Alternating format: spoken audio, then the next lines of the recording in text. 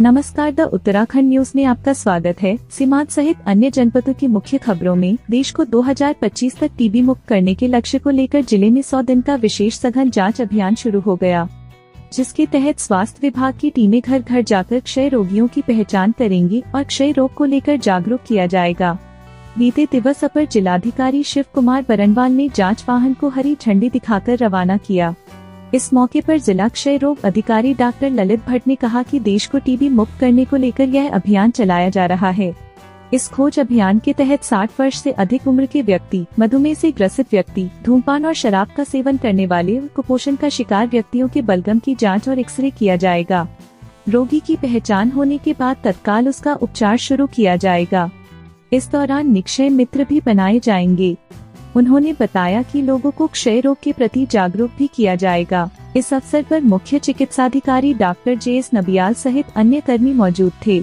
पहले दिन बंगरेली गांव में शिविर लगाकर संदिग्ध व्यक्तियों के बलगम की जांच और एक्सरे किए गए। पिथौरागढ़ के गंगोलीहाट थानाध्यक्ष हीरा सिंह डांगी के निर्देशन में थाने के सभी कर्मचारियों द्वारा सामूहिक रूप से योगाभ्यास किया गया। इस दौरान थानाध्यक्ष डांगी ने बताया कि कर्मचारियों के शारीरिक और मानसिक स्वास्थ्य को बेहतर बनाने तथा उनकी कार्यकुशलता में वृद्धि करने के उद्देश्य से योगाभ्यास का किया गया। उन्होंने बताया कि योगाभ्यास आत्मबल को बढ़ाता है, तनाव को कम करता है और व्यक्तिगत तथा सामूहिक कार्यों में उत्कृष्टता लाने में मदद करता है।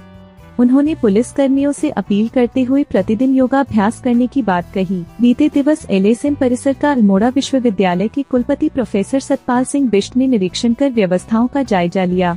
इस दौरान उन्होंने आवश्यक सुविधाओं के लिए परिसर को शीघ्र 25 लाख रुपए दिए जाने का भरोसा दिया।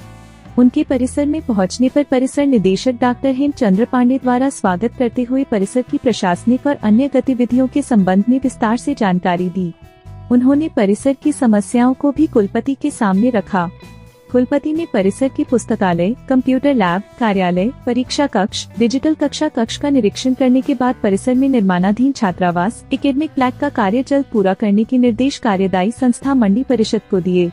इस दौरान कुलपति ने कहा कि विभिन्न रिक्त पदों को भरने के लिए जल्द ही अतिथि व्याख्याताओं की नियुक्त प्रक्रिया शुरू की जाएगी। परिसर में विधि संकाय के संचालन के लिए बार काउंसिल ऑफ इंडिया के मानकों को पूरा करने के लिए पत्राचार की प्रक्रिया को तेज करने का आश्वासन दिया। उन्होंने परिसर निदेशक से कहा कि नए पाठ्यक्रमों के प्रस्ताव जल्द उपलब्ध कराए जाएं। इस अवसर पर परिसर के कई प्राध्यापक मौजूद थे। अपनी बहन के सहयोग से एक युवक गाँव की ही नाबालिग किशोरी को भगा कर ले गया। मिली जानकारी के अनुसार पड़ोसी देश नेपाल के बैतडी जिले के सिमली गांव निवासी एक युवक द्वारा अपनी बड़ी बहन के सहयोग से गांव की ही नाबालिग को भगाने और भारत में बेचने के आरोप नाबालिग की माता ने लगाए हैं। बैतडी नगरपालिका वार्ड नंबर 5 सिमली गांव निवासी गणेश मेहर ने भारत में आकर झूलाघाट थाने में मौखिक सूचना दी है। नाबालिग के मां से इस संबंध में फोन से बात करने पर उसने बताया कि गांव निवासी डिग्गी पुत्र मणि राम लोहार अपनी बड़ी बहन के सहयोग से उनकी 15 वर्षीय पुत्री को बहला फुसलाकर भारत के झूलाघाट ले गया, जहां से उसकी पुत्री घर वापस नहीं लौटी है। उसने शंका जाहिर करते हुए कहा कि डिग्गी उसकी बेटी को भारत में बेचना चाहता है। उसने झूलाघाट पुलिस से अपनी बेटी का पता लगाने के लिए मदद की गुहार लगाई है। प्रदेश भर की मुख्य खबरों को सबसे पहले जानने के लिए आप हमारे YouTube चैनल को सब्सक्राइब करें, वीडियो को लाइक करें और कमेंट करें और वीडियो को शेयर करें। तो दोस्तों, वीडियो को देखने के लिए आपका बहुत बहुत धन्यवाद है।